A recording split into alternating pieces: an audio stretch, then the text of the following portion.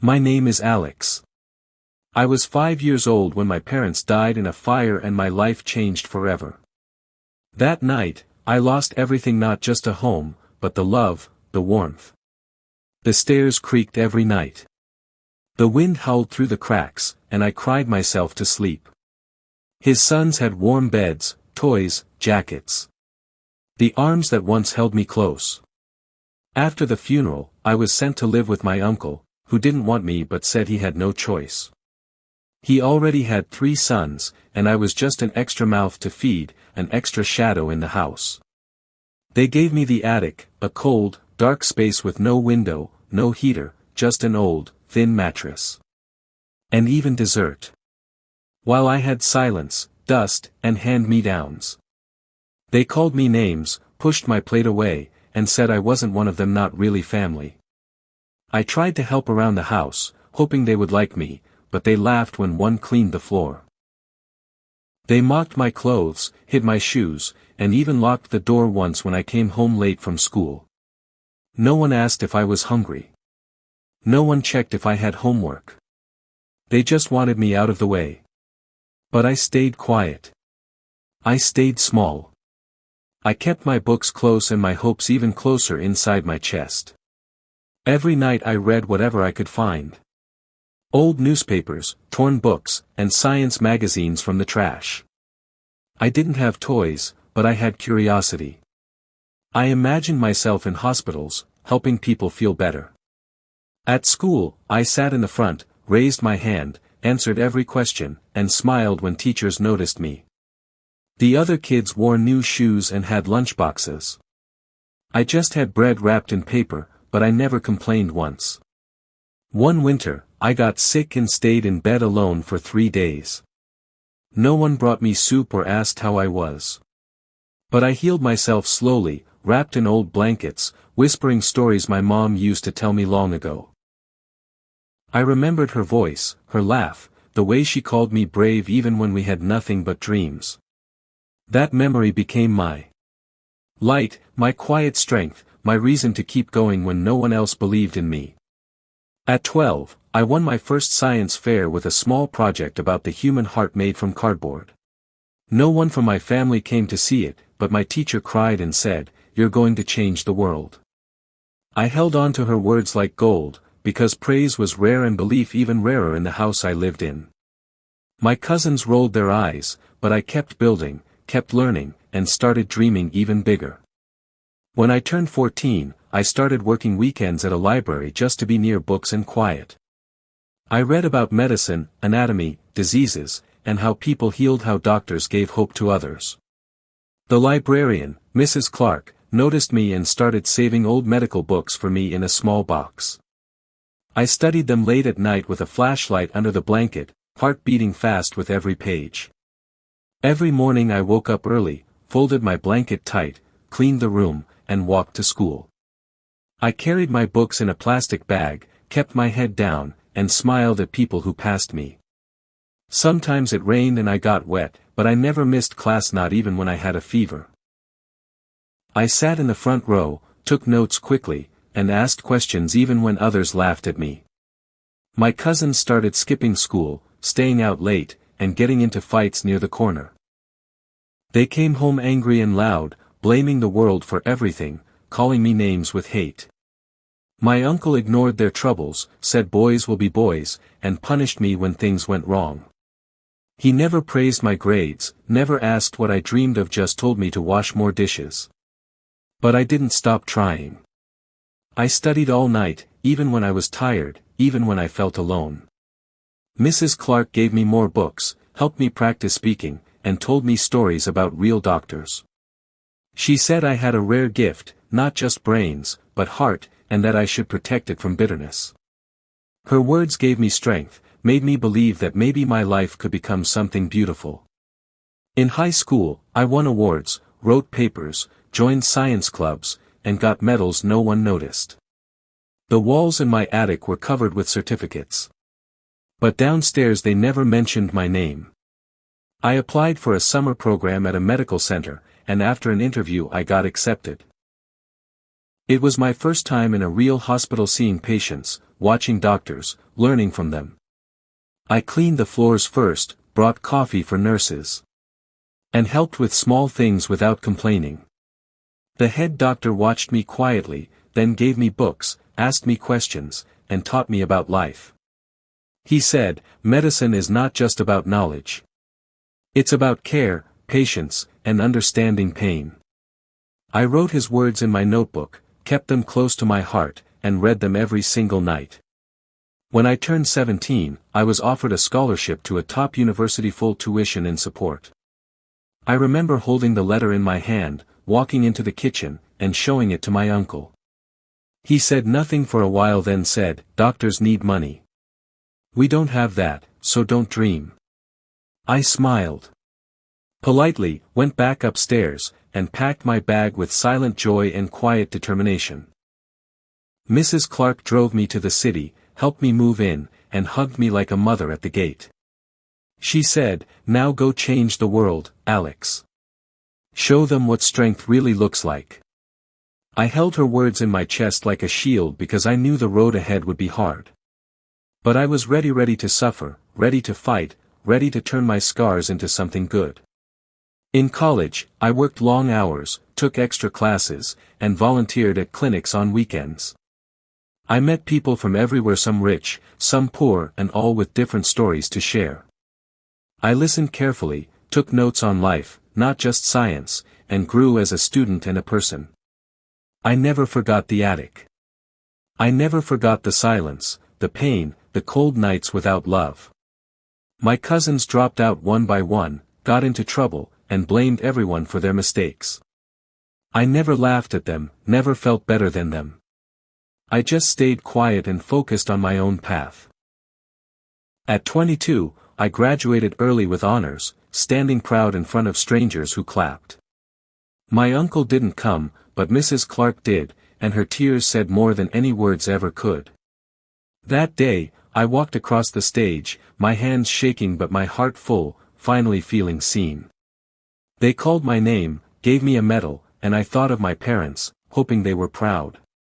The boy in the attic was now a doctor, not because of luck, but because he never gave up.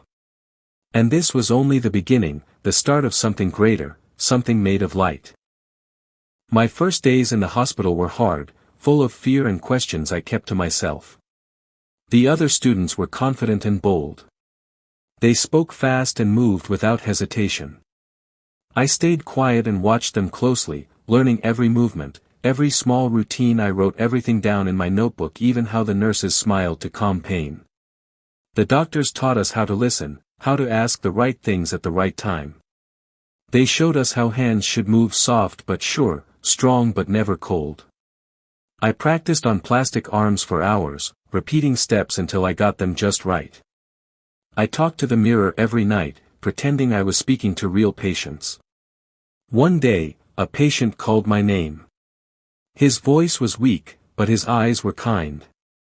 He asked if I wanted to sit, then shared a story about his life and his family. He said he had no visitors left, no one who came to hold his hand anymore. So I stayed longer that evening just to talk, to listen, and to let him feel heard. The nurses saw me do that often, and one day one of them smiled and said, "Thanks." I didn't know why that moved me, but it did. It reminded me of my old life. The days when just one smile mattered, when one word could make the dark feel soft. I realized being a doctor was not just about healing. It was about being human in every moment. I started leading student rounds early, helping organize notes and explain conditions. Some of the students asked me how someone like me got this good so fast. I never said much, just smiled and answered, "I love to learn and I love to help." But the truth was deeper than words. It came from years of pain and silent strength. I never said much, just smiled and answered, "I love to learn and I love to help." But the truth was deeper than words. It came from years of pain and silent strength. After a year, I was given a small honor for my time with patients and my attention to care. It wasn't big, but it meant something because it came from the people I served. They said I made them feel safe, made them feel seen, like they were more than pain. That night, I cried in my room alone, holding the paper like it was gold in my hands. Outside, life kept moving fast: parties, events, careers being built on loud ambition. But I stayed focused and steady, moving slowly but never stopping for anything. I spent nights in the emergency room, learning how to act when seconds mattered. I watched real pain every day, and it shaped me more than any book ever could. Sometimes I walked home late at night through quiet streets with my head full of thoughts. Remembered my cousins back then, how they laughed at me, how they said I was weak. Now they messaged me sometimes, asking for help, for advice, for anything I could give. I helped when I could, but I never forgot how far I had come from that small attic. Years passed and I finished med school, top of my class, chosen for a big hospital. People now called me Dr. Alex, and some even asked to work beside me and learn. I never let that change my heart. I still cleaned my space, still said thank you to all, because I knew pride was dangerous and kindness was what truly made me strong. My first real surgery was a moment I'll never forget. My hands were shaking but my eyes were clear. I remembered my mother that day, how she once cleaned floors just to feed me. I wished she could see me now, holding tools, saving lives, doing what she dreamed. She always said I would be great, and now I was proving her right with every breath. At a health event in the city, I gave a talk about medicine, and my story was shared. People came after to thank me, to tell me I gave them hope in a dark world. A woman cried and said her son had given up, but now he wanted to try again in school. I felt something deep inside, like my pain had finally turned into a gift. I started working in small towns too, places where no one wanted to go before. I opened clinics, trained young students, and gave free care to those with no help. The children there reminded me of myself, small, silent, and full of dreams and fear. I told them all, don't stop. One day, this pain will be your strongest power. One evening, as I locked the clinic, a boy ran to me and gave me a crumpled note. It said, "Thank you, doctor, for saving my sister. I want to be like you someday." I kept that note in my coat pocket next to my mother's picture and my first badge, because in that moment I knew I had become more than a doctor. I had become hope. The hospital was growing fast. New staff arrived. New buildings were built every year. I became a senior doctor at last, leading a team of kind and careful young minds. We worked long shifts together each week, helping patients with hearts full of pain. They came from all over the country, hoping we could bring back health and peace. Many of them were poor and tired. Some had no homes and some had no family. I always sat beside each one, asked their story, and gave them time to speak. Some had no shoes on their feet, no food in their bags, no money for a ride. Them with respect and care, like queens, with a warm smile. One winter, we had a long power cut and the whole building felt cold and slow. The machine stopped for hours, but the team stayed calm, holding hands with hope. We used flashlights to move around, used simple tools to clean wounds and cuts. That night, a woman gave birth in silence while nurses held lamps above her head. She named the child after me. She said I saved her life. She said she felt like I was family. Because cried after she left the ward, because I remembered the time I felt just like her. No one holding my hand in pain, no name remembered, no blanket to feel warm. Now I was the one who gave light, the one who stayed when others walked away. I began traveling to other cities, giving talks to students, training rural doctors. They listened closely to every word. They knew I spoke from truth, not pride. One boy stood up and said aloud, "I want to be like you. I want to help the poor." That one sentence made me smile, because I once whispered it to myself in bed. I met doctors from many places. Some had titles, some had fame, but little heart. They talked about money and power, about fame and respect, about being known. But I talked about simple things like listening, like staying late, like holding hands. Some laughed at my words at first, but others followed and started doing the same.